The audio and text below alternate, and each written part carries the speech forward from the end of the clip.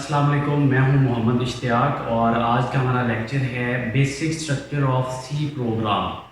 सी program का basic structure देखते हैं जी हम आज। उसमें सबसे पहले हम लिखते हैं जी हैश इंक्लूड stdio.h, उसके बाद लिखते हैं जी void, देन मेन, फिर इन ब्रैकेट्स के अंदर राउंड ब्रैकेट्स के अंदर हम लिखेंगे void। यहाँ पे void लिखना ऑप्शनल है। फिर ये करली ब्रेसेस स्टार्ट करेंगे और यहाँ पे हमारे पास डिफरेंट लाइंस ऑफ कोड हमारे पास आ जाते हैं जी। और यहाँ पे फिर इस ब्रैकेट को हम कर देते हैं क्लोज। तो जी ये हमारे पास बेसिक स्ट्रक्चर है सी प्रोग्राम का। अब इस बेसिक स्ट्रक्चर को हम डिफरेंट पार्ट्स में डिवाइड करेंगे। जब इसको डिफरेंट पार्ट्स में हम डिवाइड करते हैं तो सबसे पहला पार्ट हमारे पास है जी ये वाला, जो कि हमारे पास हैश इंक्लूड से लेकर यहाँ तक है। इसके भी हमारे पास दो पार्ट्स हैं, एक वो वाला पार्ट जिसके साथ हैश लगा हुआ है, हैश से लेकर इंक्लूड तक, और दूसरा इसके अंदर नया पार्ट है ये वाला जो इन एंगल ब्रैकेट्स के बीच में लिखा है। ये दो ब्रैकेट्स आए ना हमारे पास, ये वाली, इसको मैं रेड कलर से कर देता हूँ। एक ये ब्रैकेट है एंगल ब्रैकेट लेस देन और ग्रेटर देन सिंबल्स, इनके बीच वाला पार्ट। इसकी बात करें, अगर ये वाला जो पार्ट है, ये वाला टोटल, इस सारे की बात करें तो इसको हम कहते हैं, यहाँ पे एक्सप्लेनेशन करते जाते हैं, इस सारे पार्ट को हम कहते हैं pre processor directive. Pre processor directives, ठीक है जी। प्री प्रोसेसर डायरेक्टिव की जो पहली सिंबल है, जो उसकी पहचान है, वो ये है कि ये हमेशा स्टार्ट होते हैं हैश टैग से। देखिए यहाँ पर भी हमारे पास हैश टैग लगा हुआ है। तो ये सबसे पहले इसकी पहचान ये है कि हमेशा हैश से स्टार्ट होता है। फिर हैश के बाद इंक्लूड का एक कीवर्ड लगा होता है, और इंक्लूड के कीवर्ड के बाद हमारे पास एक पेयर होता है लेस देन और ग्रेटर देन सिंबल्स का। इन लेस देन और ग्रेटर देन सिंबल्स के बीच में हमारे पास भी एक फाइल होती है। यहाँ पर हमारे पास वो ये एक फाइल होती है, उस फाइल का नेम लिखा जाता है और नेम के साथ डॉट लगा के उस फाइल के हम साथ में यहाँ पे एक्सटेंशन लगा देते हैं। EXE कोई उसकी एक्सी फाइल होगी, ये जो फाइल है उसकी एक्सटेंशन साथ में लाजमी लिखते हैं। तो ये हमारे पास प्री प्रोसेसर डायरेक्टिव की पहचान है। अब प्री प्रोसेसर डायरेक्टिव करता क्या है? प्री प्रोसेसर डायरेक्टिव का काम ये होता है कि जब ये पूरा प्रोग्राम रन होना होता है ना, तो इसके अंदर कुछ ऐसे कीवर्ड्स होते हैं जो हमने खुद से डिफाइन नहीं करने होते, जो पहले से कुछ फाइल्स बनी होती हैं, उन फाइल्स के अंदर प्री डिफाइंड होते हैं। अब उन फाइल को, उन फंक्शन को या उन कीवर्ड्स को हमें सिर्फ यूज़ करना है, जबकि उनकी डेफिनेशन ये जो हमारे पास फाइल होती है ना, जिसको हमने यहाँ पर लिखा होता है एंगल ब्रैकेट्स के बीच में, वहाँ पे ऑलरेडी डिफाइंड है। प्री प्रोसेसर डायरेक्टिव का काम जो है वो हमारे पास ये है। इसके बाद नीचे अच्छा जी, प्री प्रोसेसर डायरेक्टिव के अंदर ये जो फाइल होती है इसको क्या कहते हैं? ये जो फाइल हमारे पास होती है ना, ये देखें जैसे हमारे पास किसी कॉलेज, यूनिवर्सिटी या किसी जगह पर, किसी भी ऑर्गेनाइजेशन के अंदर एक लाइब्रेरी होती है, उस लाइब्रेरी के अंदर डिफरेंट फाइल्स पड़ी होती है। अब ये अगर हम इस प्री प्रोसेसर डायरेक्टिव को अगर हम उस लाइब्रेरी का नाम दें, वैसे समझने के लिए उस लाइब्रेरी समझ लें, और उस लाइब्रेरी के अंदर ये एक बुक पड़ी हुई है, एक हेडर फाइल है। अब इस बुक को हमने वहाँ से उठाना है उस लाइब्रेरी में से। तो ये जिस फाइल का हम नाम यहाँ पर लिखते हैं ना, इसको हम कहते हैं हेडर फाइल। अब इस हेडर फाइल के अंदर मॉड्यूल्स ऑफ प्रोग्राम लिखे होते हैं, प्रोग्राम के छोटे छोटे पार्ट्स लिखे होते हैं, जिनको हमें डिफाइन नहीं करना पड़ता, वो इस फाइल के अंदर डिफाइंड होते हैं, हमने सिर्फ उसको अपने प्रोग्राम के अंदर यूज़ करना है। तो अगर इसका कंक्लूजन करें तो हम ये कह सकते हैं कि जो प्री प्रोसेसर डायरेक्टिव है, ये हमें कोई ना कोई एक हेडर फाइल देता है, जिसके अंदर पहले से कुछ प्रोग्राम्स लिखे होते हैं, हमें सिर्फ उनका रेफरेंस देना होता है अपने प्रोग्राम के अंदर और उनको यूज़ करना होता है। ये हमारे पास है प्री प्रोसेसर डायरेक्टिव की सारी स्टोरी। अब इससे नेक्स्ट मूव करते हैं सेकंड पार्ट की तरफ। एक पार्ट तो हमारे पास ये हो गया था, ये वाला। अब सेकंड पार्ट हमारे पास ये वाला है, यहाँ से लेकर यहाँ तक। ये वाला पार्ट तो प्री प्रोसेसर डायरेक्टिव था। इस पार्ट को देखिए, यहाँ से देखिए, ये क्या लिखा हुआ है? मेन। ये एक ब्लॉक है कोड का, जो कि यहाँ से स्टार्ट होता है और यहाँ तक जाता है। ये ब्लॉक कोड है, यहाँ से लेकर यहाँ तक कहते हैं। इस ब्लॉक पूरे का नाम है मेन। ये मेन इस ब्लॉक का नाम है। जहाँ कहीं पर भी आपको ऐसी चीज़ लिखी नजर आ जाए, आपने समझना है कि ये एक फंक्शन है। हर ब्लॉक को हम प्रोग्रामिंग में क्या कहते हैं? फंक्शन कहते हैं। अब इस फंक्शन का नाम है मेन। यहाँ पर इस मेन के भी डिफरेंट, ये जो ब्लॉक हमारे पास है इसके भी डिफरेंट हमारे पास पार्ट्स हैं। पहला पार्ट कौन सा है? फर्स्ट पार्ट हमारे पास ये है जिसका, ये चीज़ क्या है इसमें? इसको हम कहते हैं जी रिटर्न टाइप। ये जो हमारे पास वॉइड है, इसको अगर हम यहाँ पर लिखें कि वॉइड हमारे पास क्या होता है? वॉइड हमारे पास होती है जी रिटर्न टाइप। किस चीज़ की रिटर्न टाइप? रिटर्न टाइप से क्या मुराद है जी? कि ये फंक्शन या ये जो प्रोग्राम, ये ब्लॉक जब यहाँ से लेकर यहाँ तक चलेगा तो ये हमें कोई ना कोई आउटपुट देगा। वो आउटपुट कोई नंबर हो सकता है, कोई कैरेक्टर हो सकता है, कोई स्ट्रिंग हो सकती है, किसी भी तरह की कोई भी आउटपुट होती है। तो वो जिस टाइप की वो आउटपुट होती है ना, वो टाइप हम यहाँ पर लिखते हैं। अब अगर नंबर है तो इसमें वो इंटीजर हो गया।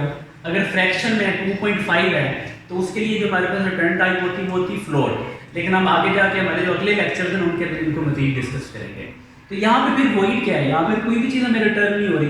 तो ये जो वॉइड है, ये रिटर्न टाइप तो है, लेकिन इस वॉइड को हम कहते हैं नॉन रिटर्न टाइप। ये कुछ भी रिटर्न नहीं करता। जब हमारा फंक्शन कोई भी वैल्यू रिटर्न नहीं कर रहा होता तो तब हम उसको लिखते हैं, उसकी रिटर्न टाइप वॉइड लिख देते हैं। तो वॉइड क्या है हमारे पास? इसको जेनेरिक डाटा टाइप भी कहते हैं और दूसरा नाम इसका हमारे पास है नॉन रिटर्न टाइप। एक इसको कह सकते हैं नॉन रिटर्न टाइप और दूसरा इसका जो नाम है वो हमारे पास है जी जेनेरिक डाटा टाइप। ठीक है जी, ये दो इसके नाम है। इसके बाद ये तो इस ब्लॉक का नाम है मेन, जिसको हम चेंज नहीं कर सकते, इसका नाम हमेशा मेन ही रहेगा। फिर हमारे पास क्या है जी? ये ब्रैकेट्स हैं, ये वाली ब्रैकेट। इनको रिमूव करके मैं डिफरेंट कलर्स में लिखने लगूँ ताकि अंदाजा रहे। ये इसको भी रिमूव करके ताकि चीज़ें हमें सेपरेट नजर आए। अच्छा, तो जी इन ब्रैकेट्स के अंदर फिर हमने ये डाटा टाइप लिखी है। अब यहाँ पर ये ऑप्शनल है, आगे जाके हम फंक्शन का टॉपिक पढ़ेंगे तो वहाँ पर इस चीज़ को मजीद क्लियर करेंगे। सी लैंग्वेज के अंदर यहाँ पे वॉइड को आप लिख लें या ना लिखें, ये ऑप्शनल है। ये ब्रैकेट आपने क्लोज करनी है, इस ब्रैकेट को स्टार्ट करना है। अब ये जो ब्रैकेट हम स्टार्ट कर रहे हैं, ये रेड वाली, इन ब्रैकेट्स का भी एक स्पेसिफिक नेम है। इनको हम क्या कहते हैं? डेलिमिटर्स। इन ब्रैकेट्स को हम क्या कहते हैं? डेलिमिटर्स।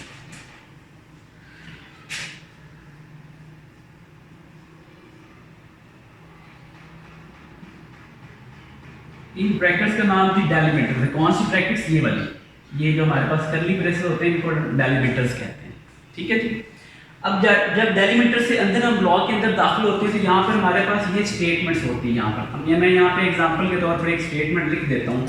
मैं लिखता हूँ तो जी प्रिंट एफ और यहाँ पे हमारे पास कोई भी सी लैंग्वेज लिख सकते हैं, सी लैंग्वेज, और इसको मैंने यहाँ पे प्रिंट किया और यहाँ पे मैंने ये एक स्टेटमेंट लिखी है। यहाँ पर देखें, इस जगह पर ये जो सारी चीज़ है, ये वाला पूरा जो ब्लॉक होता है, ये वाला, इसको हम कहते हैं कि हमारे पास कोई एक स्टेटमेंट है। इस स्टेटमेंट के अंदर जो ये वाला पार्ट हमारे पास है, ये वाला, ये अब देखिए जैसे इंग्लिश का कोई सेंटेंस होता है उसके एंड पे फुल स्टॉप लगाया जाता है, उससे पता चलता है कि यहाँ पे वो वाला सेंटेंस खत्म हो गया। लेकिन यहाँ पर हमारे पास क्या है कि ये हमारे पास एक स्टेटमेंट है जो कि सी लैंग्वेज से बिलोंग करती है। सी लैंग्वेज के अंदर अगर हमने किसी भी स्टेटमेंट को टर्मिनेट करना हो, एंड करना हो, तो उसके लिए हम क्या करते हैं? ये वाला सिंबल यूज करते हैं। इसके कहते हैं सेमीकोलन। ये सिंबल किस चीज़ का है? सेमीकोलन का सिंबल है। और प्रोग्रामिंग लैंग्वेज में इस सेमीकोलन के सिंबल को हम क्या कहते हैं? Statement terminator. क्यों स्टेटमेंट टर्मिनेटर? ये इसके सिंबल है, ये स्टेटमेंट टर्मिनेटर है। तो प्रोग्रामिंग लैंग्वेज में इसको हम क्या कहते हैं? Statement terminator. यहाँ पर अब देखा जाए तो हमारे पास ये प्री प्रोसेसर डायरेक्टिव है, उसके अंदर ये हमारे पास एक हेडर फाइल है। हेडर फाइल यहाँ पे stdio, std means standard, I means input, O means output, dot H जो चीज़ यहाँ पर हमारे पास, ये एच का मतलब है हेडर फाइल, ये एक्सटेंशन है। जैसे हमने यहाँ पे लिखा ना फाइल नेम, तो यहाँ पे फाइल का नेम है stdio, और जो हमारे पास यहाँ पे एक्सटेंशन है वो यहाँ पे डॉट एच है, एच मीन्स हेडर फाइल है ये हमारे पास है। अब देखें यहाँ पर हमने फिर ये दूसरा ब्लॉक शुरू हो गया मेन वाला। मेन के अंदर मैंने कहा ये रिटर्न टाइप है, ये आपके पास और ऑप्शनल है यहाँ पर लिखना, ये आपके पास एक स्टेटमेंट है, यहाँ पे एक फंक्शन देखिए ये प्रिंट एफ लिखा हुआ है, ये प्रिंट एफ इसी तरह का एक ब्लॉक है, लेकिन हमें नहीं पता कि ये कहाँ पे डिफाइंड है, इसके अंदर क्या कोड लिखा हुआ है। तो हमने जस्ट इसे रेफरेंस, इसका रेफरेंस यहाँ पे यूज किया है और इससे काम ले लिया है। अब इसकी डेफिनेशन इस हेडर फाइल के अंदर हुई पड़ी है। तो ये ओवरऑल ये एक स्टेटमेंट है, स्टेटमेंट जिससे खत्म करते हैं, टर्मिनेट करते हैं, वो हमारे पास स्टेटमेंट टर्मिनेटर है, और फाइनली इसको हमने यहाँ पे डेलिमिटर्स को क्लोज कर दिया। तो ये था जी हमारे पास बेसिक सी लैंग्वेज का बेसिक प्रोग्राम का स्ट्रक्चर। अब इसके बाद हमने एक और चीज़ देखनी है, वो हमारे पास जी सी लैंग्वेज की हमारे पास कितनी टाइप्स होती हैं जी। तो प्रोग्रामिंग हमारे पास दो तरह की होती है। एक हमारे पास होती है स्ट्रक्चर्ड प्रोग्रामिंग। प्रोग्रामिंग की हमारे पास जो टाइप्स होती है वो टोटल 2 टाइप्स की होती है। एक हमारे पास unstructured and second one is structured. अब यहाँ पे जो स्ट्रक्चर्ड प्रोग्रामिंग है ना, इसका मतलब ये है, सॉरी अनस्ट्रक्चर्ड जो प्रोग्रामिंग है इसका मतलब ये है कि आपने टॉप से प्रोग्राम लिखना स्टार्ट किया और एक ही ब्लॉक में सारा कोड लिख दिया, ठीक है। ये हमारे पास होती है अनस्ट्रक्चर्ड। जब हम स्ट्रक्चर की बात करते हैं तो हम अपने प्रोग्राम को छोटे छोटे पार्ट्स के अंदर डिवाइड कर लेते हैं और एक उनका स्ट्रक्चर बना लेते हैं। पार्ट्स में डिवाइड करने का फ़ायदा क्या होता है? नंबर 1 कि उनके अंदर उसकी रीडेबिलिटी बढ़ जाती है।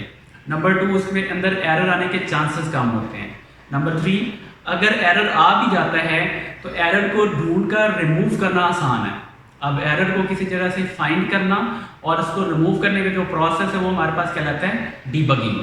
और इसके ऑपोजिट साइड पे अगर हम देखें कि दी अनस्ट्रक्चर के नुकसान क्या हैं, तो वो यही है कि इसके अंदर एक तो एरर के चांसेस ज़्यादा होते हैं एंड सेकंड वन अगर एरर आता है तो उसको फाइंड करना या डीबगिंग करना हमारे पास बहुत मुश्किल होता है। ये था जी आज का lecture. Thank you very much for watching my video. Stay connected for further lectures.